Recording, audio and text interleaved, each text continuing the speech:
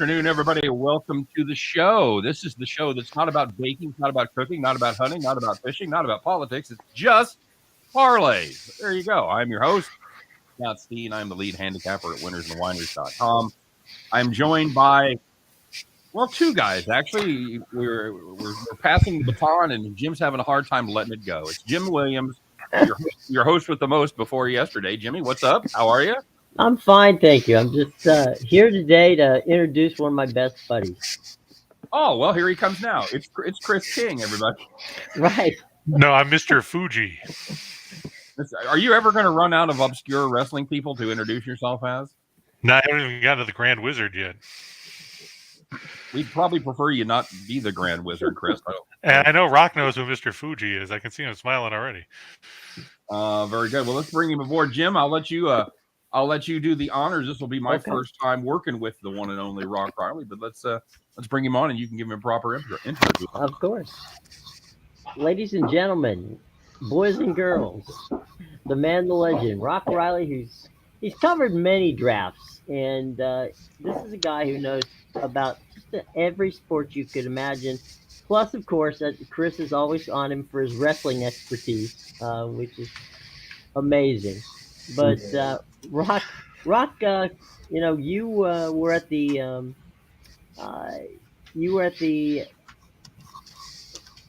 what was it, the NFL Combine? Yes, it was at the NFL Combine. A lot of these guys already. NFL Combine, and then I was also at the NFL owners meetings in Palm Beach. So with owners, GMs, scouts, coaches, and a lot of these prospects. Okay, well, I'm going to let Rock chat with you guys. I'll sit back and watch. So take care. And Rock, thanks so much for coming. Oh, my pleasure. Yeah, good to have you here. Let's start it off with an easy one, Rock, unless Scott's going to jump in on me. Start with an easy one, Rock. I was just going to say it's nice to have him and introduce myself. Well, of course it is, but, I'm familiar with Rock and you're not. Okay, go ahead. Run the show, Chris. Do it, baby. Let's make it fun, Rock.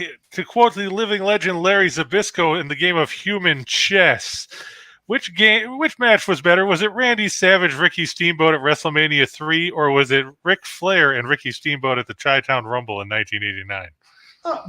You could go either way. I mean, Flair to this day still says Ricky Steamboat was his favorite match. And unfortunately, the Macho Man is not around to tell us. So I'll go with the Nature Boy, who, by the way, he lives here in Tampa now. I don't know if you know that. Yeah, I know.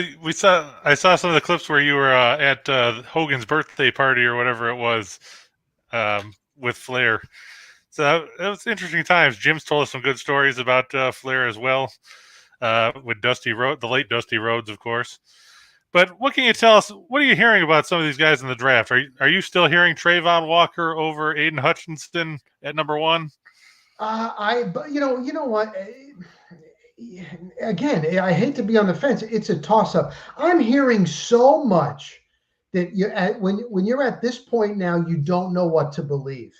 I can tell you this, that I know since I cover the Bucks, I'm over there an awful lot. General Manager Jason Light did his pre-draft press conference. A lot of these general managers do that. Now, they're not going to give anything away. And I remember there was one media member that said, Jason, I know this is a year where it's not really a lot of top quarterback prospects. So in that case, and you know what Jason Light said? He goes, so have you talked to any other general managers in the NFL? He's like, no. So you're getting that from the media. Okay, I beg to differ. So, I mean, a lot of it is media driven, but once you get to that opening first round, there's always a few surprises. And I honestly think that there are, because everybody is looking for that next quarterback, that you're going to see more quarterbacks go early than would be originally thought if you're only going on media reports. Everybody's got a plan until they get punched in the mouth, right, Rock? That's a good one. Yeah, no doubt. No doubt. So Chris and I were talking a little bit before the show. I don't remember ever seeing a draft like this where there's so much controversy or indecision at literally almost every position on the board. We don't know who the top quarterback is. We don't know who the top edge rusher is. We don't know who the top tackle is. And now there's even heat coming as far as cornerback goes. Everybody thought it was going to easily be Sauce Gardner, and now there's some late heat around Stingley. So what are you hearing about cornerback? Anything there? Those names that you brought up, I think they're going to be good ones. I think what we're seeing now is the level of play in college has gotten so much better that these kids, these first rounders, even second rounders, third rounders, I went back just like 3-4 years ago and seeing guys that are studs in all positions 3 years later, and they're second and third round picks. It used to be like that. SEC, Big Ten, even some of these other schools, it all starts early. The training that these kids are getting on the high school level, at the speed positions, the wide receivers, even DBs, all these 7-on-7 tournaments.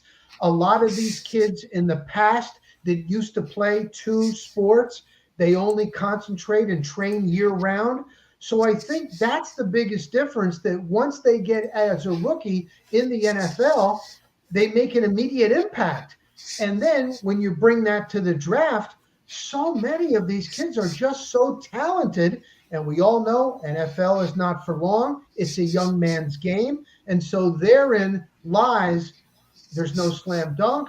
Everybody is pretty good. Everybody on this first round that I'm looking should really make a real good impact. And that includes DBs as well. I think the position on the defensive line, when you come into the NFL, I think that is very hard. And I also, basically the trenches, offensive line, because what coaches have told me is these kids, even these studs on the offensive line, their protection is different than what they're going to see. Everything is no huddle. Sometimes they're not even down. You know what I mean? They're always pass blocking. So that's basically the trenches is where you may see it take a little bit of time for these kids coming out of college to make the impact in the NFL. Rock, let me ask you this: with the success of Patrick Mahomes coming out of a system or a junk offense, basically there at Texas Tech, has that given a little more credence to guys like Malik Willis or Bailey Zappi that come out of quote unquote junk offenses, non-NFL offenses that they played in college? Does it give them a little more credibility and get them ultimately taken higher in the draft than they would have, say, 5 years ago? Exactly. You hit that on the head, Scott. Willis is a perfect example. He had to transfer, and now we're talking about him being the number 1 pick. Now, I was thinking about this. Quarterbacks. All right, I was like, you know what? Joe Burrow at Ohio State couldn't beat out the starter. He had to transfer, but he did go to LSU, and he did win a national championship, unlike Malik Willis being at Liberty. So he's got all the intangibles. You know, Willis has got the strong arm, and you know they really study that in the combines and workouts and things like that. They project. I remember when Herbert came out, he wasn't a slam dunk. Look at what he did early. So yes, you're right. With the Patrick Mahomes, I think you hit it right on the head. All right, I got one more question, and I'm going to turn it over to Chris because I know he's probably got a lot too. In these days of shotgun or pistol offenses and ultra quick releases where everybody's getting rid of the ball in under 2 seconds, basically, does edge rusher take on a little bit less important, and it's more important to be able to stock the middle with nose tackles, with tackles, and be able to get that up the middle push? Because if you talk to quarterbacks, they don't mind moving one way or the other. They don't like when you can't move up in the pocket. Do you find that to be the case as well? I somewhat do, although no talking to, and like I say, I'm just coming from One Buck Place where I get a chance to talk to those coaches. They still put a big emphasis on edge rushers. The Bucks last year went with Joe Tryon Shoyinka. Really wasn't a really strong tackler, but was so fast from the edge. And you can't teach that speed. If a kid has got that, the burst, he's so athletic. I think it's both. I think, yes, you need the push up front. Yes, you do. And yes, the quarterbacks are getting rid of it faster, but I still think edge rusher to get that pressure, even if they can't get to the quarterback's getting rid of it quick, they still know that it's coming. You know what I mean? So I think edge rushers are still very, very important, Scott. these defensive linemen running these 40 times that are 4'5", 4'6", 340 pounds. Let me tell you something. I'm 3 bills. If I'm running a 40-yard dash, I'm packing a lunch. That's the way that works. Hey, Chris, what do you got for Rock, buddy? Well, Rock, what are we hearing about Kyle Hamilton? Everybody talks about he's the number 1 safety. We've heard that he could fall somewhere in the top 5. Now it sounds like he's sliding backwards. Where do you see the ceiling for him in this draft? I still think the ceiling is high. I try not to go too much on. I try to go on what the kid did on the field in college. And a lot of times you get to this 2-week period where they start breaking it down. Everybody that's putting these mock drafts wants to be the one to say, oh, I told you, see, you guys all thought that he was going to be a first rounder. So you know what I mean? You go by what the kid did on college. You can't simulate, game action. So, I mean, it's funny. I was just reading a thing about Laramie Tunsil. Now, this is a whole different story. If you remember, he had the gas mask and all that, and then he fell. And, okay, that was that incident. It was right before the draft that day, and they put it up there on the screen. Oh, my God, he's smoking out of a gas mask. But in the end, he's still a good player. And look at what he has done. You know what I mean? Yeah, so, now he made an NFT out of that. Exactly. I just was reading that. Yeah. Donating the money to cannabis justice. That's exactly. I'm not making that up. I think I read the same story you guys, and that's exactly where the money from he sells the NFT from. That's where the money is going. He's donating it all to justice for people that are in jail for simple possession of cannabis. So full circle right there. You got that right. Now, what are you hearing from Jason Light, though? Where's Tampa Bay looking at to try and fill a hole now? Because you don't know what Gronk's going to do yet, right? And you've got holes on the offensive line. Yep. What's Tampa Bay looking to do in the first round? Well, again, I was there for the entire press conference. He's not going to tell you anything. He always says the same thing. We could move up. We could move down. You can never get enough good players.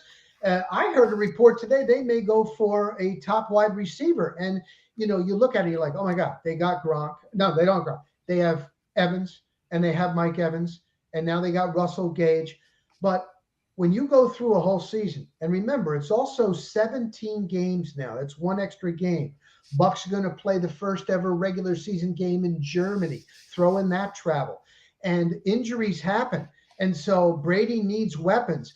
I would most likely think you would go either offensive line or defense up front or defensive secondary. But now, lately, I'm starting to hear that at number 27, they actually could go for a wide receiver. So I don't, they keep saying we go for the best player available. Well, I really don't know what to tell you. Any chance they'd look tight in there? Look at the kid. Well, what if Rock Riley is the G? You know what? Trey McBride. That is a really good possibility. Cameron Brate is older. He's solid, but O.J. Howard turned out to be, the guy was built like a brick, and just never really materialized. I know he had the Achilles, but I talked to him after that. He goes, my Achilles is 100%. That's not a problem at all. And we don't know about Gronk. We really don't know. Now, head coach Bruce Arians told me that he is working out 3 times a week at the Bucs facility. Now, that was as of 2.5 weeks ago. So he's staying in football shape. I don't think he would go anywhere other than where Tom Brady is, but he also has so many other interests, and he's got a big draft party in Las Vegas. I don't know if you saw that. He's got so much stuff going on. And also last year it was a couple of broken ribs. It was a punctured lung. He ended up coming back. He's still very he's good and he puts up the numbers, but he's beat up. So I'm thinking, did you guys see that viral video that was at the barbershop in Tampa? I don't know if you saw that. And he was walking out and he's telling these guys, he goes to like this barbershop, like $10 haircut, he's not, a fancy place or anything like that. And somebody was there with a phone and he was walking out and he's like, I'm going to make Tom wait. Tom made me wait a couple of years. I'm going to make him wait. See you, fellas. So everybody's like, oh, he's just making him wait. So I don't know what to believe. So you're right. And they use that. Brady likes checkdowns. He likes to use his tight ends. So I wouldn't be surprised if they went for a tight end. Okay. All right. Very good. Is it going to be edge, first 3 picks, Rock? It could be. I would say, Hutchinson, Walker, Ickey, that big offensive tackle for NC State. Does he go 3? Does he go higher there? But no, I like I said, I think the edge. I think it's so important. I've got a little sniff on Aquanu to be the number 1 pick just because it's Jacksonville and they could do something absolutely unexpected like that. So I've got him at plus 550 to be the number 1 pick. I don't think it's going to happen, but you know what? It's a decent price. We'll take a spin on Jacksonville doing something weird. No doubt about that. Although everybody likes Peterson, they said he has brought stability into that organization up there because we all know, oh my God, was that not a mess or what? I don't know how they still have a franchise there. I don't know how that team is in London or somewhere else, but God bless them. They're Isn't the general manager fighting with the owner on the number 1 pick? Like, I can't believe the owner. I know he's got to maybe sign off, but he shouldn't be sitting in there, right? Well, and you're plugged in with these guys. The part I find hard to believe is that gets out. I mean, I'm sure those confrontations go on a lot behind closed doors. I can't believe the public ever found out about it. I'm so surprised at times where I've seen it. I'm like, how? It all depends. It all depends. There's sometimes a lot more to it. There was a female reporter a couple of years ago, right before the pandemic, and we're at One Buck Place during draft night.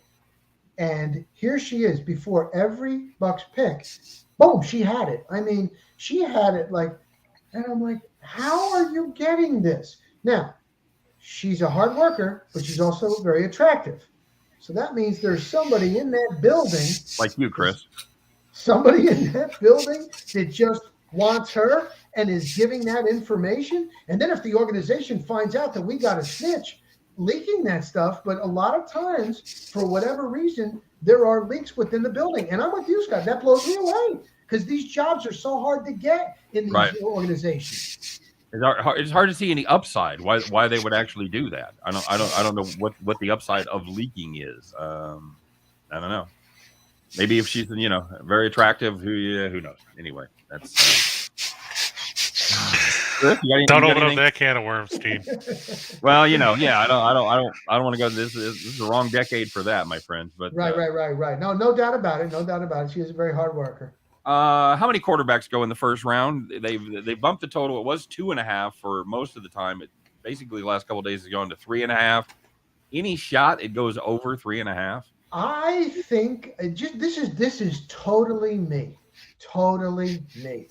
Being at the NFL owners meetings in Poo Poo Palm Beach, where I don't know if any of you guys have ever been to Palm Beach, Florida. Well, They kicked me. I was there for about 30 seconds. They kicked me out and said I didn't have enough money.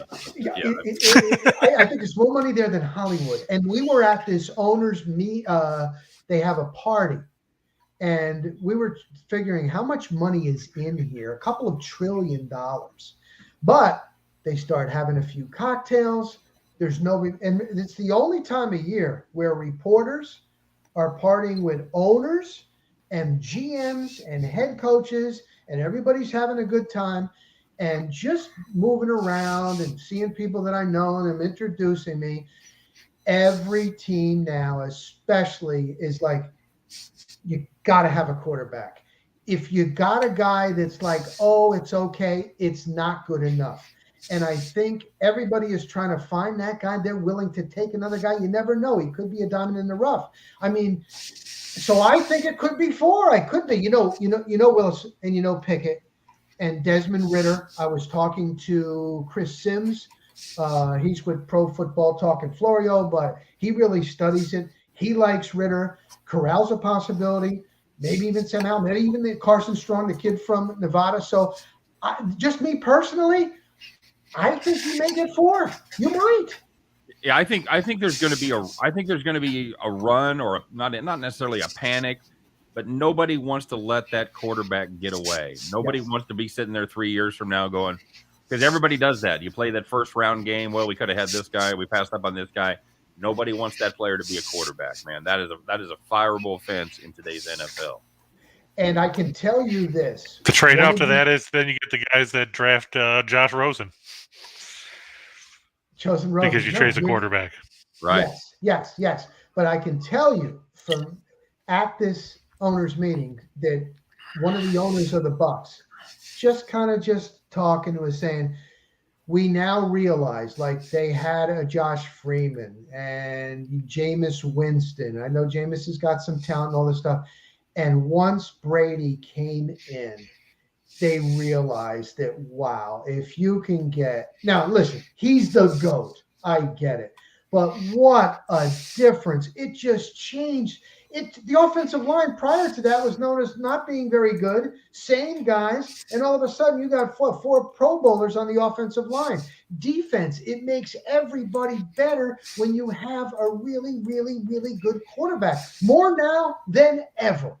Right. I mean, if you look at the quarterbacks in the last few Super Bowls, you've got Burrow, you've got Brady, you've got Mahomes. I guess Jimmy Garoppolo might be the exception, but he had a pretty nice season there for the Niners when they went to the Super Bowl against the Chiefs, right? Right. Look at what's his name has done for the Buffalo Bills, right? All right. Yeah, Josh Allen. That's a team that if they can get past the AFC, if they can get past the Bengals, they can get past the Chiefs. That's a team that could do some damage in the Super Bowl. No question about it. Very And good. who would be ever talking about the Bengals with Burrow? You know, Right. you have him there. So that's what I'm saying. You might. I just think you're going to see more quarterbacks go higher than you think. Yeah, you see all these quote unquote draft experts saying, well, I've got second round grades on all these guys. None of these guys are first round picks. Well, I don't care what Mel Kiper says, or, when those teams, when the rubber hits the road and they got to make that pick, and you see a quarterback with some potential talent, with some potential upside sitting there, I don't think you can pass. I really don't. Right. And especially with the situation, like I say, 17 games, long season. If you go into the playoffs, you know what I mean? You're going to, most guys are going to go down. So, yep, absolutely correct. Chris, what else you got for Rock? Anything? Rocky, what do you make of the receiving group? Are we going to see a whole run of receivers in the top, probably half of the first round? I mean, everybody's talking about Jameson Williams shooting up the boards. I know Scott's disappointed because a couple of weeks ago, people thought he was going to fall in the second half of the first round. Now it sounds like he's going to go in the top 12. Is he going to go before, say, Garrett Wilson and Chris Olave and who's the other guy I'm thinking of here? The kid from USC. Yes, he could. I don't really have. He's talented. He's gonna do some damage when he gets on an NFL field. Who's your favorite? If you're picking a wide receiver, who's your pick there? Drake London, who I was trying to think of the USC. Who's your pick there? I like him. I like Olave. Yep. I don't know. There's something about him. I really like him. There's a couple of good wide receivers in there. Garrett Wilson, I like him too. Right. So I am just telling you, I mean, being at practices and watch, and when we're allowed to watch the rookies, like they usually have a rookie camp before they have all rookies. And it used to be like you would go to practice. I'm talking about the last 15 years that I've been at every practices. And you see the rookie and then their heads are spinning. You know what I mean? Right. And now you see them and you're like, how fast they're moving. They're like, how is it? I guess it's all the study. They're just better equipped, man. It's just amazing to watch the talent level. And not only that, like the moment isn't that big. It used to be like, oh my God, the speed is so much and this and that. And you talk to these kids coming out of some of these programs, they're playing in these huge games in front of hundreds of thousands of fans, and the speed. And it's amazing. It really, really is amazing. Yeah, you always used to hear that the hardest jump to make was from college to the pros, and now everybody says it's from high school to college. Exactly. They're playing in pro style offenses in college, both on the offensive and defensive side of the ball. Yes. And the adjustment, other than the terminology, is probably not as steep as it once was. Right. And the other thing is too, like there's there's a couple of these places where they have these trainers here in Tampa Bay. His name is Yo Murphy. He played a little bit in the NFL Europe, this and that. And I've done some interviews and stories over at his complex. And he had, I think, last year, 8 out of the top 20 in the first round, and something like 17 or 18 that were drafted. And these kids, the amount of training, they all have nutritionists. I mean, they are so fine-tuned and ready to go. That's where it all comes into play, man. And sometimes they have 2 or 3 different agents. You know what I mean? Somebody's working on this. Somebody's working on this deal. You know? It's incredible. All right. Very good. Chris, final thoughts? I'm interested in seeing what Rock thought of Matt Araiza, who they call the punt god. I mean, you talk about a guy that can flip the field for you. If you have a bad offense, Jacksonville should draft him first overall. No, I mean, you know what? It's an important part of the game. Everything is. You know, it used to be if you drafted a kicker in the second round or third round, it's ridiculous. Special teams is big. Arians puts an emphasis on special teams. So I know he's incredible. I just don't know how. The thing is, when you are a general manager, your gig, your job depends on who you brought in. And if you go with a kicker or a punter fairly high and he doesn't work out, it's hard to erase that stigma. They'll always bring that back to you. You know what I mean? So it takes a lot of cojones to do that. Yeah, they'll forgive you for picking a bad quarterback, but you pick a bad punter. You pick a bad punter in the first or second, man. That's on your tombstone right there. Right. I don't know. Did the Chiefs ever forgive when they drafted Todd Blackledge? Oh, sure. Yeah, I mean, eventually we got over it. It took about 30 years, but yeah, I'll tell you what, we've never gotten over trading for Lynn Elliott. That's the one that we've never been able to get past as Chiefs fans when he blew the game against Indianapolis there. So, oh my God, that's a whole nother 2-hour show. All the disappointment. Well, Rock, I know you got a lot to do. It's coming down to it. And don't forget, everybody, if you're in Vegas, this is your last day to bet on the draft. If you're flying to Vegas and you think you're going to get off the plane tomorrow morning and make a bunch of bets on the draft, you're not going to do that. So just a heads up, if you're headed to Vegas to bet the draft, you better be doing it today. Good tip. Rock, we appreciate it as always. It's very, very nice to meet you. I know I've enjoyed. Yeah, why don't you tell everybody where they can find you too, Rock? My social media is at Real Rock Riley on Twitter and on Instagram, and Rock Riley on Facebook. And I also have a couple of podcasts. One on Joe Bucks Fan, 24 hours before every Buccaneer game, Bucks kickoff, and also The Rock Stops Here, where I interview those that have made it to the top in sports, mostly in sports, entertainment. And there you go. So The Rock Stops Here and at Real Rock Riley. And I had a great time. Thanks, guys. Absolutely. Thanks for doing it. Rock. We appreciate it. Have a great draft. I hope everything goes well for you. And we will have you on again when everything calms down here and talk some more. My pleasure. All right. Take care, man. Thanks, guys. Thanks, Rock. There he goes, everybody. Rock Riley. Sorry you didn't get to ask him one last wrestling question, Scott or Chris. That's all right. I'm sure he'll be back again. And, I mean, he could probably do an entire show about professional wrestling. He knows more about it probably than I do, and I've followed it for quite a while. Very good. Chris, you got any personal plays on the draft? Any final thoughts on the draft before we get on to the meat and potatoes of our show? I'm still sticking with Sauce Gardner as a top overall corner. I mean, I know, like Rich was telling us yesterday, that there's a lot of smoke about Stingley, but just because there's smoke doesn't mean there's fire. No, and you got to wonder how many. I didn't see enough. I didn't see enough too. from Stingley the last couple of years at the college level to bump him up. 2, 3 years ago when Burrow was there, he was great, but he barely played the last 2 seasons. Yep, he's been injured, and when he was in there, he wasn't all that. He certainly wasn't dominating like he was as a freshman. So, hey, we haven't even. And I also think Breece Hall is going to be the top running back. Yeah, I do too. I'm sticking to that too. I agree with that.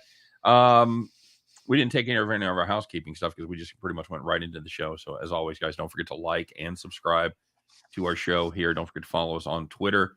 You can get him at Betting Royalty. You can get me at Steamroller. And of course, don't forget to check out a couple of cool deals we got going with our partners over there.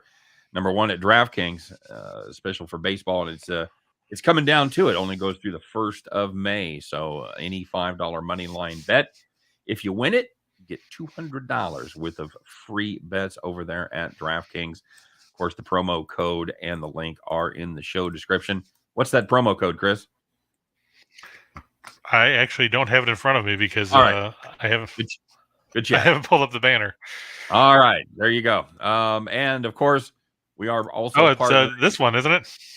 There you go. That is the one for DraftKings right there. WAW video, winners and whiners video, and you got to put that in there. And there you go. So $200 free bets. And Chris, what are we doing with? What are we partnering up with Caesars? What's going on there, bud? Oh well, I believe with Caesars, that's the $1,100 on first bet insurance. Where what do you have to put? Is it $10 you have to put in? Yep, got to deposit a minimum of $10, bet a minimum of $10, up to $1,100. So if you don't have to bet $1,100. Right. You do have to, but you can get it back in the form of a bet back. if you lose. If you win, you win, and if you lose, you basically get a free bet out of it. Yeah, just to be clear, you're not betting $10, get $1,100 back. You get back, right. You get back whatever you bet. So if you do want to make a big play, if you could, if you want to step in and fund that account, see how the other half live, and bet $1,000 on a game, this is your opportunity to do it. Then you can go back to betting $20 to $50 like you usually do. But if you wanted to step up and have a free guaranteed bet with the bet insurance from Caesars, that is the way to do it. Of course, there is a promo code for Caesars. Chris, you got that handy? Let me double check here. All right, good chat, Chris. Because I'm trying to, it's ATS wins and then CZR. Yep, CZR, and I believe CZR is their stock code, if I'm not mistaken, right? Is that their stock symbol? Yes. Okay, very good. I know because I watch it go down all the time. Well, I had it. It was fine. I got a bunch of shares. That's because you stopped betting, so it went down. I got a bunch of shares when I worked at Harris. So, and then of course that all converted to Caesar stock. So I do watch my Caesar stock quite a bit, and it's been fine. I'm just kidding. So, it's like gamblers. It doesn't matter how much you've won, you're always going to bitch about how you're losing. So if you're playing the stock market, you're always going to bitch about how you're down. So, all right, buddy. So we've got Be Happy said the Lions need to draft an owner. I don't know if there's any of those available in the draft, but I'm sure Detroit Lenny could tell you who might be available for that particular realm. We should have Lenny on after the draft to let him have an outlet to vent about all the players he hates that the Lions took. And AJS, I think that the Bills will probably go corner. If Andrew Booth is there, I imagine they'll target him because unless they trade up, they're not going to get anywhere near a guy like Gardner. And I think Brandon Beane won't touch Derek Stingley. Maybe Trent McDuffie. But watch out because if all those guys are off the board and Beane doesn't trade out, I wouldn't be surprised if Breece Hall, if he's on the board, if they would go that route to give them another versatile running back because as good as Devin Singletary has been the last couple of years, I don't know if he's going to be a clear-cut feature back at this point. He was good down the stretch, but, with his size, he's not really a prototypical three-down back. Yep, I liked him a lot. I really expected him to make that next step, and he just hasn't quite done it yet. By the way, somebody roasting us for calling the show just parlays and talking NFL draft for 20 minutes. Good God. Well, first of all, if you put more than one draft bet together, you know what they call that, Chris? A parlay. It's a parlay. That's right. So you can put your draft parlay, you can put your draft picks, your draft bets together with other draft bets. You can play them together in parlays. But secondly, we think it's an interesting piece of information. It's the day before the draft. It's not like you're on here every day talking wrestling and drafting punters. So no. Unfortunately, I'm not. It'd be interesting. I know that would be your ideal show, but unfortunately, that's not the way it works. So, Chris, no, that's true. We try to keep it entertaining. We try to keep it informative. So that's why we cover all this other stuff. Yeah, we get people that know. If you're literally on the day before the draft and you're like, why aren't you guys talking about the draft? Well, you know what? That's on us. So we're going to talk about the draft. Spoiler alert. If you watch our other show, if you watch my other show, that I do with Scott Reichel. You know what we're going to be talking about today? We're going to be talking about the draft. So really? Oh, man. Well, I know not to tune in. Just a little heads up. So, Chris, we've got about 20 minutes left. And then in that 20 minutes, you know what we're going to have? Just parlays. Just fucking parlays. That's what we're having right now, baby. So, you want to get her rolling? First, you want to talk about the Royals yesterday? Because I know you were excited. Oh, that's right. I did tell you before the show that I was going to give you props and roast myself for not believing in young Daniel Lynch, the fireballing left-hander of the Kansas City Royals, who gave up just 2 hits over 6 innings and looked absolutely unhittable against Dallas Keuchel, who was none of those things. He was the exact opposite of all those things. He was not a fireballing left-hander. He was not competent. He did not give up just 2 hits. He's a left-hander. That's about it. He's a left-hander. That's pretty much where the comparison stops right there. So the Royals were able to not just beat the White Sox, but shut them out. And in a move that should come as a surprise to no one, Alberto Mondesi is now injured. So, I didn't hear about that, but that's, like you said, that's not too much of a surprise. Tweaks his knee, going to be out till at least probably the weekend, and that to me, anytime you say he was going to be out 2 or 3 days, that's August. So. And AJ says he's going to take Greinke under on the strikeouts, and you were talking about that yesterday, Scott. His velocity seems to be gone. He has 2 whiffs this season going into today's start against Dylan Cease and the White Sox. What's up with that? What's he throwing? Is he topping out in the 80s or something? Yeah, he's topping out about 90, 91 on his fastball. He's become the crafty veteran. He's pitching to contact. So far, he's been able to get it done. I'm always worried about guys that are pitching to contact, because that means that obviously they're hitting the ball and they're not striking out. And his whiff rate is just dreadful. Like you said, he's got 2 Ks on the year. One of those came opening day. So I would say he's not fooling anybody. He's still making good pitches. They're still not hitting the ball that well when they make contact. We'll see if that continues. I don't know what his strikeout prop would be. I'm going to guess 3.5, 4.5, something like that. Well, he's got 1 so far. He's got 1 so far today. That's his second of the season, right? No, it's his 3rd of the year. Oh, do you have 2 coming in? Yeah, he had 2 coming in. I like that. If that prop is where I think it is, if it's somewhere in the 3.5, 4.5 neighborhood, I think that's a fantastic play, AJ. Absolutely. Yeah, 3 walks and 2 strikeouts coming in 16 innings. Yeah. Okay. There you go. They're down 1-0 as they just gave up a sacrifice fly in the bottom of the second. 1 strikeout every 8 innings. That's outstanding. That's what you want. And he's our number 1 starter, by the way. Yeah, that's definitely just a change from what you're used to seeing from him. Yes, absolutely. I mean, I think Reichel could probably strike out a guy every 8 innings. He always says shit like that. I could score off of that guy. No, you couldn't. It's like a couple years ago when they had the thing going around about all the guys out there saying that they could return Serena Williams serve. No, you couldn't. Oh yeah. No, you couldn't. You just couldn't. So, all right, buddy. How about some 2 for the shows and 4 to get ready and all of that stuff? What do you say here? And free donuts. Free donuts. Donuts. On 2 for the money, I'm going to go with the Dodgers. I know they let us down yesterday. They scored 3 in the first and then thought the game was over and didn't score the rest of the way. That's kind of like Reichel's dating life. But, Julio Urias pitching today against Zach Gallen. Interesting stats about this. I look for the under to hit there, too, just as an aside, because Urias has, I believe it's an 0.86 ERA in 21 innings at Chase Field. Gallen has pitched well against the Dodgers, which is weird because he doesn't pitch well against anybody else. But I still think Los Angeles, their lineup is just a wee bit better than the Diamondbacks. And, Urias won, 20, 21 games last year. The only 20 games. The Dodgers should bounce back from that one. Okay. What's that? All right. I said he was the only 20-game winner in the majors, right? Yeah. That's true. Yeah. That's so what do you have any thoughts about the Dodgers Diamondbacks, Scott? Anything you want to add? I like a lot of these young pitchers, And of course, if I'm not mistaken, Gallen was another one of these guys that came from Miami. That was another part. You are correct. We talked about that yesterday. How that Miami team is kind of I don't know what it is about the teams in Florida, but Tampa Bay and Miami just seem to reproduce great young pitchers.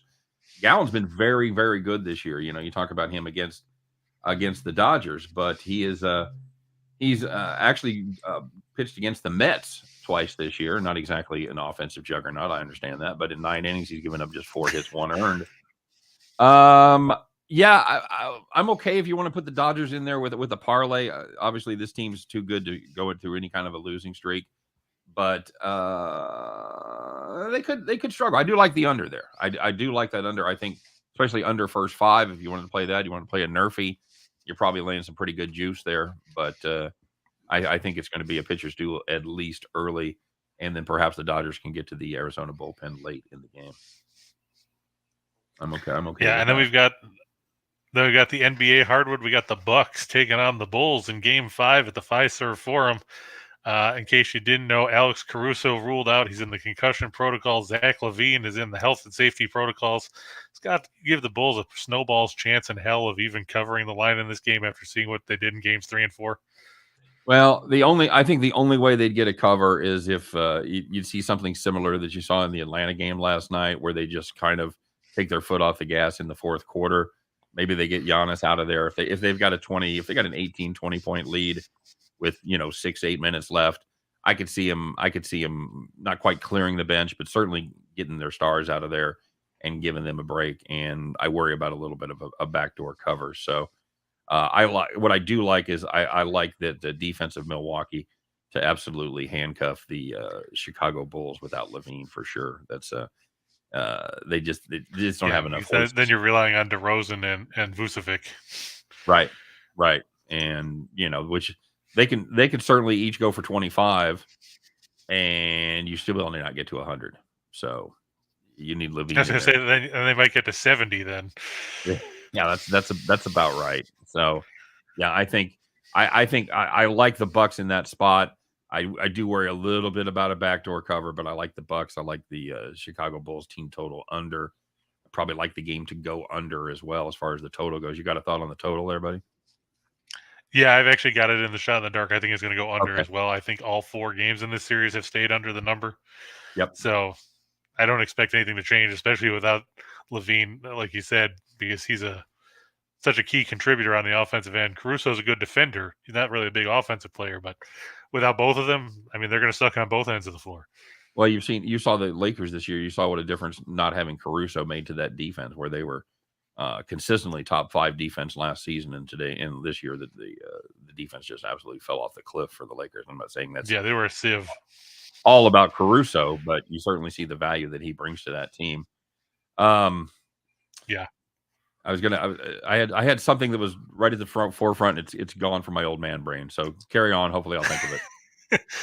I think I saw. I was going to go with the Rangers. I was going to say the Bucks have averaged 96.5 points in the 4 games. They've only gone over 100 one time. So yeah, I like. There you go. Go ahead, buddy. Yeah, the Rangers over the Canadians. Montreal, they've been dead since Halloween. We've talked about that all season long. Montreal, everybody talked about how great it was. They made a Stanley Cup Finals run last week. It was a Cinderella run. Well, the clock struck midnight early for the Canadians this season. That's why they're the worst team in the league, and it's not going to get any better tonight. I know Alexander Georgiev starting for the Rangers, but they're playing at Madison Square Garden, and this, that still means something to the Rangers. Montreal couldn't care less. They just want to get to the golf course as quick as possible, or the poutine stand, whatever is better for them, But in the end, the Rangers are going to roll them over. And I'm going to stick with the Brewers over the Pirates. That was a high-scoring game between those teams last night, 12-8. Who expected Milwaukee to score 12 runs? That's the week's worth of work for them so far this season. Yeah, and not to mention Pittsburgh putting up 8. That's 2 teams that you don't generally think are going to be put up 20 in a single game. So yeah, absolutely right. But so I'm going to go with the Brewers there. And it looks like Bronco said he's got the Dodgers, the Yankees, and the Angels in a parlay, which I think is a pretty good one. You got Jordan Montgomery going against the Orioles, who I believe are throwing Jordan Lyles. who we all know sucks. Oh, we made some money with Jordan Lyles as a Texas Ranger. You can make money on Jordan Lyles now. He's pitching for Baltimore. Yep, that's a beautiful thing. I've got to be able to fade him. Got to be able to fade Jordan Lyles. And he's got, and then Bronco also has the Angels with Ohtani on the mound as they take on Zach Plesac and the Guardians. And the Guardians have scored 1 run in the first 2 games. I was going to say there's another under that I like. Plesac has looked good for the most part this season. Ohtani kind of has an ERA that's not necessarily indicative of how well he's pitched. So if you just look at his stats, you're like, well, Ohtani not that good, but he's had 2 outstanding outings, especially his last one, and 1 bad one there at the beginning of the season. So, yeah, I wanted when I looked at that game, I wanted to come up with a reason to take the Guardians with Plesac on the mound. Couldn't find one. I think he's kind of underrated, but other than Plesac on the mound, I couldn't find anything to like about this Guardians team. They are. We talked about it when Scott and I did our preview at the beginning of the season. That's going to be a dead under team all year to me. They can't hit and they have good pitching. Yeah, so I agree with that. Guardians in there. Are you playing the run line there with the Angels, Bronco? Yeah, I think that with seeing that Cleveland scored 1 run in the first 2 games, I can't really put a ton of faith in them here. Right. And plus, there's still a little plus. There's a plus sign in front of that run line, so that's always a good thing. Hey, Chris, AJ wants to know, and we'll go back to it here after we promised we'd do just parlays. We lied. You're a Bills fan. I don't care who the Bills take. I couldn't give a flying fuck, but I know you're wearing the hat and everything. Who do you want the Bills to take, buddy? Well, like I said, I think they'll go corner if there's a good one available. I know that Beans talked about both either trading up or back, so he's not necessarily rooted at staying at 25. Personally, I'd like to see him trade up to get somebody like Gardner, but I don't think they're going to get that high up the board unless you give up something of value. Unless the Giants are dumb, because Joe Shane was the assistant GM in Buffalo before he took the Giants job, so maybe we can work something out there. Otherwise, I'm probably looking at Andrew Booth or Trent McDuffie, the corner from Clemson and Washington, respectively. But don't sleep on Breece Hall. Okay. All right. Very good. Oh, you're going to get sucked into that first round running back trap. Oh, buddy. No. Yep, but you got to remember, if you look, Bean has drafted a quarterback that nobody thought should have gone in the top 10. He drafted Ed Oliver, who was 6'1", 287 as a defensive tackle. He took Russo in the first round last year. Brandon Bean doesn't give a crap what people think about draft boards and everything else. Fair enough. All right, and he's earned. I mean, I'm not necessarily. I understand the hype about not picking a back, but I think that Hall is a guy who can actually play all 3 downs, which is valuable. Especially in that offense where he can be a good pass receiving threat.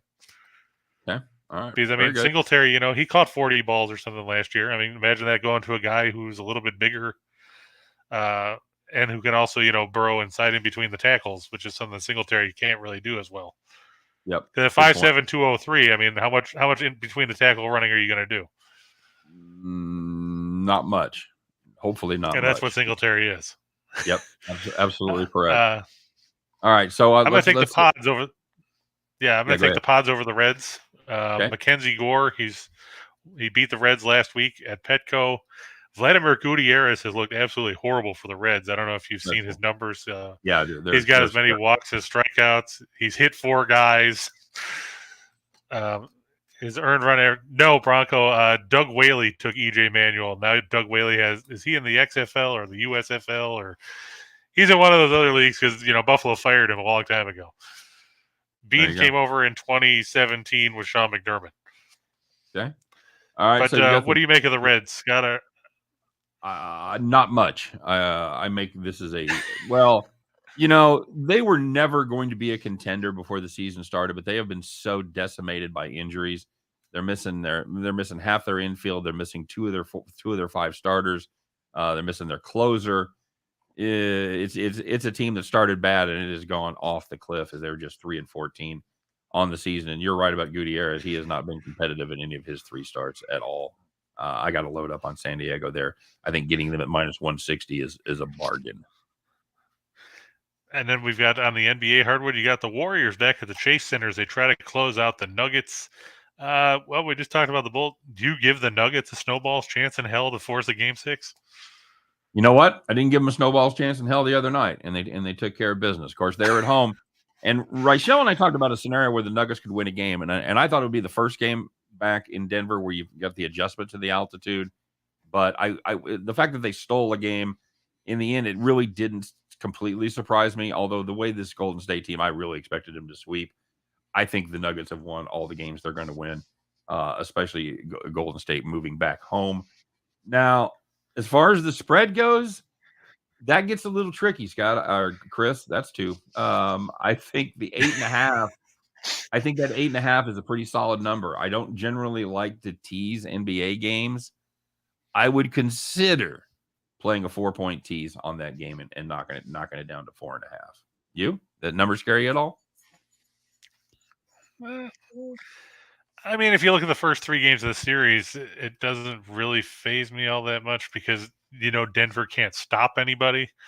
I did read today that when Shams Charania was on the Pat McAfee show, Curry could be back in the starting lineup tonight, which definitely is a plus because then you don't have to worry about him coming off the bench, which means he'll get more minutes. But if you look in the games, even Denver won the other day, but they gave 121 points. Right. They didn't cover in the first 2 games at Golden State. They lost by 16 and by 20. Right. So I'm going to think the Warriors are probably going to win by double digits. I just don't know what Denver has left. Okay. I would also be interested in playing team total over on Golden State somewhere in the 116 neighborhood. I wouldn't be afraid of that play either. Like you said, they have the Denver defense has been basically non-existent as they've scored 118 or better in all 3 of those games. And they're averaging 122 in the series. Yep, that's exactly right. So yeah, I wouldn't shy away from the team total over either as far as Golden State goes. But I think they probably get it done here.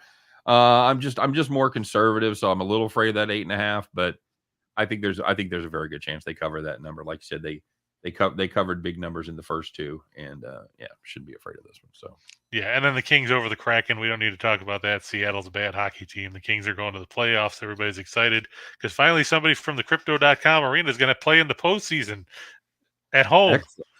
Excellent. Now, do you worry at all about teams just kind of coasting through the end of the season that have made the playoffs there in the world of hockey? Sometimes I do. I mean, we saw it last night where Minnesota lost to Arizona when they were going off at they were almost a minus 600 favorite on the money line. I stayed away from that game personally. Right. But you're talking about a Seattle team that's an expansion team. The Kings are just happy to be here at this point. They had to win 4 in a row to clinch a playoff spot. I think that they're going to stay focused, obviously, because, they're going to have to face Edmonton in the opening round. And anybody that has watched hockey for a couple of minutes knows about Leon Draisaitl and Connor McDavid and all that. So the Kings want to stay sharp. I get the fact they want to maybe try to coast, but they're not a team that's good enough that can afford to do that at this point. Okay. They can't. They don't have the switch. They don't have the on-off switch. If they turn it off, they might as well just go straight to the golf course. All right, fair enough. All right, bud. What else you got? Anything? Yeah, here's the big mess. Got Houston over the Rangers. I'm going to take Christian Javier over Glenn Otto. I know everybody's like, ooh, but it's Glenn Otto. So what? The Marlins, like you said, we talked about them yesterday with their pitching. It's going to be, I believe it's Pablo Lopez taking the mound against Eric Fetty. It is. I like that. I like that play too.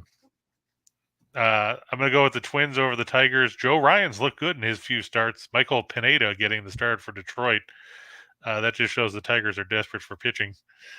This is a weird one because the Mariners are an underdog on the road against Tampa Bay. It's going to be Marco Gonzalez, who I know struggled against the Royals over the weekend, right? Thanks to bad fielding.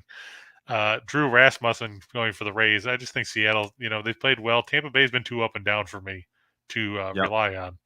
Rasmussen I look for the Bulls and the Bucks. Yeah, I look for the Bulls and the Bucks stay under 217.5. We talked about that. Like you said, the Bulls have gone over 96 once in the series. Okay. And I don't think the Bucks are going to score 125 to drag them there. I look for Denver Golden State to go over. I don't know what you've got on that total yourself. Seeing that they've gone over in all 4 games. Yep. So I can play it. By the same token, Tim Earle's not here, so I can tell you that Jokic is probably going to go under 50.5 combined points, rebounds, and assists. If you look in the 2 games at Golden State, he put up numbers that were in the low 40s all combined compared to the ridiculous numbers he put up in Denver.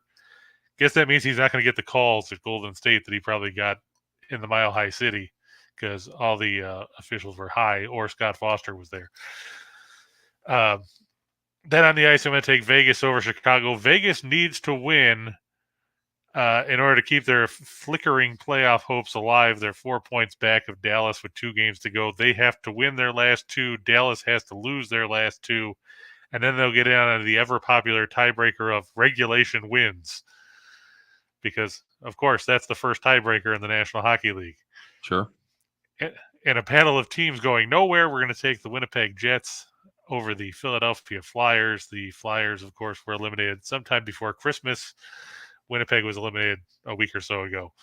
And finally, the Arizona Coyotes, who we like to call the Arizona Cactus because all they do is stand there and do nothing. They won last night. They're going to go to Dallas. I think I was going to stay under the total. The Stars play very good defensive hockey on home ice.